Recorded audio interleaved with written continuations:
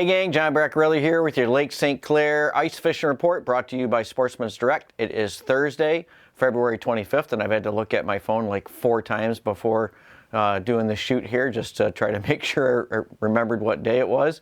And so we are getting ready to go into the month of March, which will start next week, right? Which we call March Madness. And we call it March Madness for good reason, and that is because usually the fishing just goes absolutely crazy if we can stay on the ice going into March. And it looks like we should be well on our way to doing that. Now, I know a lot of you out there, especially folks that are new to ice fishing, maybe you don't ice fish all that much, you've seen the warmer temps that we've had, and you went, oh my gosh, you know, the ice is all gone. Well, no, that's not true at all. I mean, it took weeks and weeks to make the ice, to take all that heat out, and it's going to take a while before you put all that heat back into the system and get rid of the ice. So first thing I did today was I wanted to get a good baseline, so I drove around the lake and I tested the ice all the way up in. Well, first let me say this, it got pretty cold last night, right? So it got down to like, I don't know, around 20, maybe into the teens in some of the areas. And we had a lot of snow on the ice last week. That all turned to slush. It got a little sloppy, wet, and was hard for you guys to walk out there. Well, guess what? It's all gone now. So the snow is gone, the slush was pretty much gone, and this morning it was just rock hard ice all up and down the lake. Guys are still driving machines at all the places they were last week, except the spillway and the Clinton River, okay? So any places that had current or going to have current or have runoff, you know, if they got drains coming in or tubes coming in or whatnot, those places are open now. Stay the heck away from those areas. Yes, they are going to pull fish in, but you want to give those areas a wide berth because the ice is going to just, depending on how the wind blows in those areas, that little warmer water, that runoff is going to go up underneath the ice and it's going to erode from the bottom up. So stay away from those areas right now, unless that is you're going to open water fish, which you're welcome to do.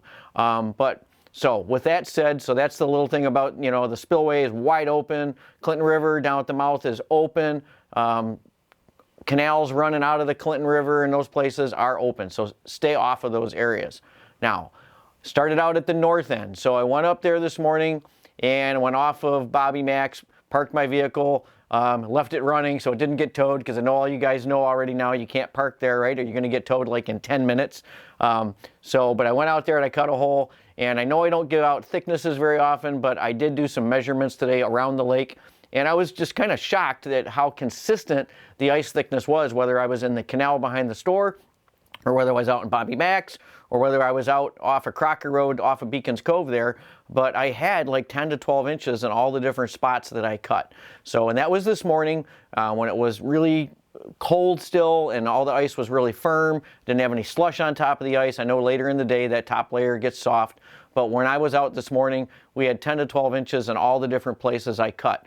Now, with that said, that doesn't mean that the whole lake is 10 to 12 inches. You know as well as I do that there's going to be areas out there that are going to be probably very thin, and there's going to be places that are thicker, especially where that ice is all jammed up. Some of those spots are probably going to be a couple of feet to 3-4 feet with all that layered stuff all jammed up underneath. So, but the areas that I cut, I intentionally tried to cut in areas that didn't look like they had any jams, looked like they were just, you know, had been pristine, pretty much black ice.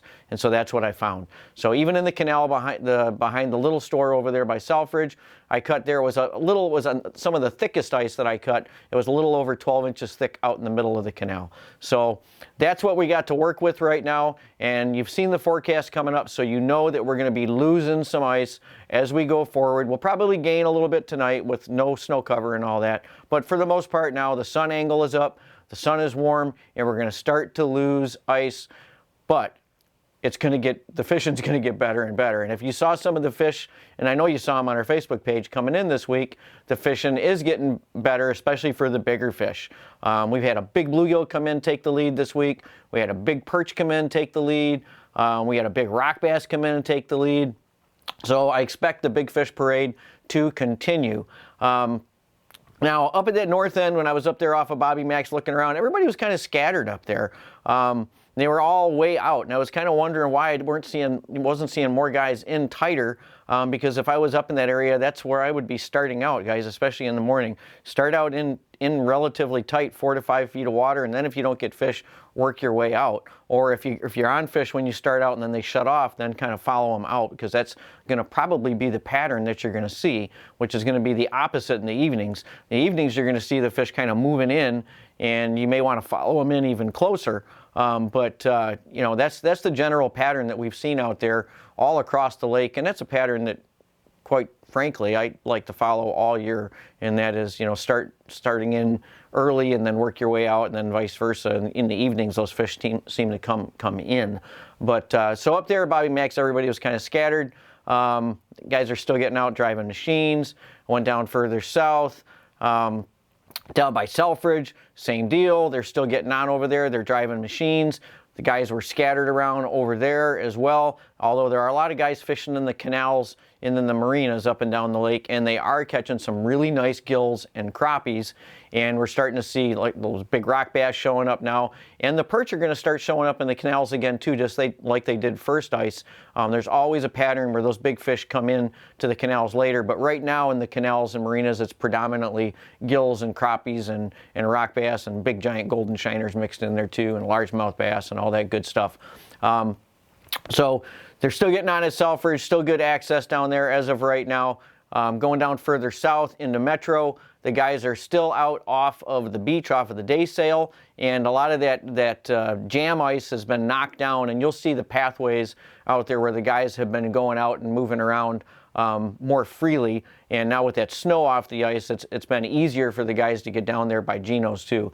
And I think there's been a lot more guys going down towards Geno's and fishing in tight. Same deal I was just talking about, tight in the morning, and same thing in the evenings. And they've been catching some fish. So there's been fish being caught all up and down the lake, although definitely the traffic has gone down that we've seen in the store. A lot of guys have not been going out.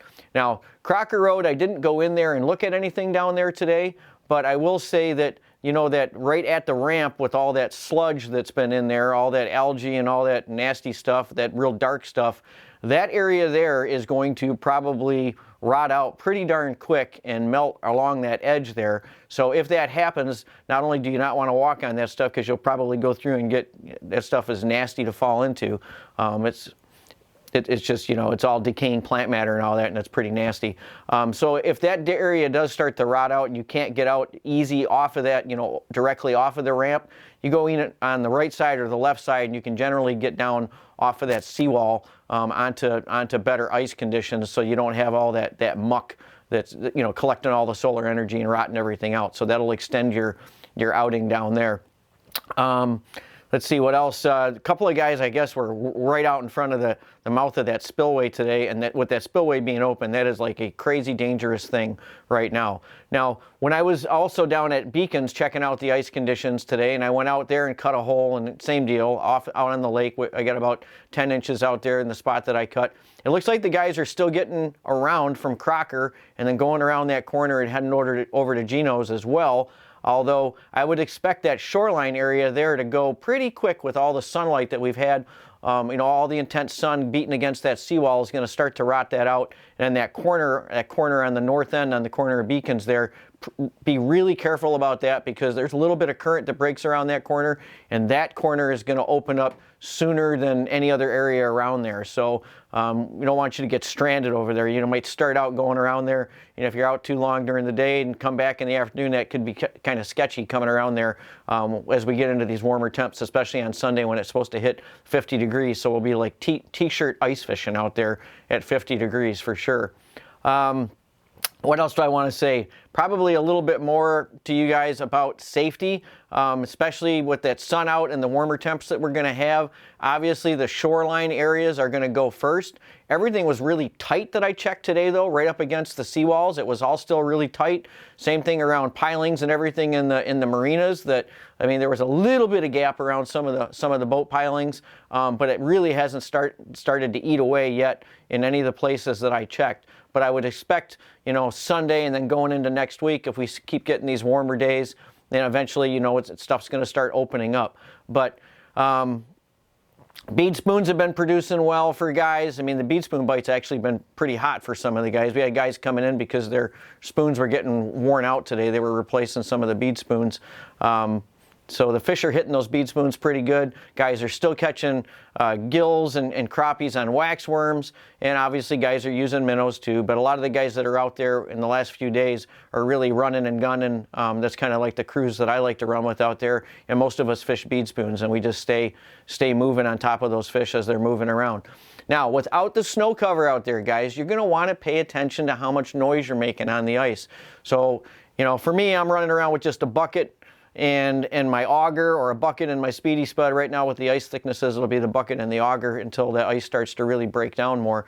But you're going to really want to keep that noise down. If you don't have to wear cleats, I wouldn't wear them, unless it's really slippery and you're afraid to fall. All that noise that you're going to make on the ice, especially if you're chasing these shallow fish like I'm talking about early in the morning or the evenings, those fish can be really skittish. So you might have fish right where you are, but if you go clanking that bucket around, or if you're dragging that jet sled or that shanty around, you're going to be literally pushing those fish out in front of you.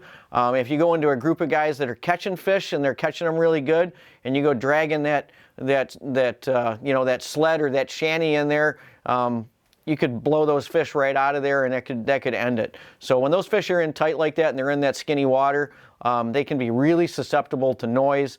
You're right on top of them. A lot of times we're getting those fish pulled right up underneath the ice, and so if you make a bunch of noise up on top of the ice, even scooching around on your bucket, sometimes you can blow that school out, and they might never come back, or you might have to go find them again. So I guess that's one of the helpful tips for if you're out there chasing those shallow water, these late season fish, especially early in the morning when that ice is really tight, that pay attention to how much noise you're making out there, because it'll definitely impact how many fish you're going to put in that bucket for the day. We did get a new load of augers in at the store, so this will be the last hurrah for those. Won't be doing any more orders on those. Jig and wraps just came in. We got a bunch more bead spoons in there. We got plenty of rod combos for folks if you need to add another rod to your collection, or maybe you're taking somebody out because of the nice weather this weekend. That's about all I got for you. Keep the faith. We're going to be able to fish here a little bit longer, at least another week through this weekend, I'm sure, on the main lake ice. Might be pushing it going into the following weekend, but I'm still we got some cold nights coming, so I still think we're going to hang on to most of that lake ice off of the beach, and some of the other areas like the raft, some of the areas that froze up sooner, and the canals have still got a couple of weeks to go, I'm pretty darn sure. So that March 15th for the end of both of our contests is still a good date. That's what we're going to use for the end date for the big perch contest and for our multi-species contests. And with that, we'll see you in the store over the next couple of days. Hey, if you like this video content and you want to get updated as soon as the next video is out there, hit that subscribe button and the little bell icon, and you'll get notified as soon as the next video is up.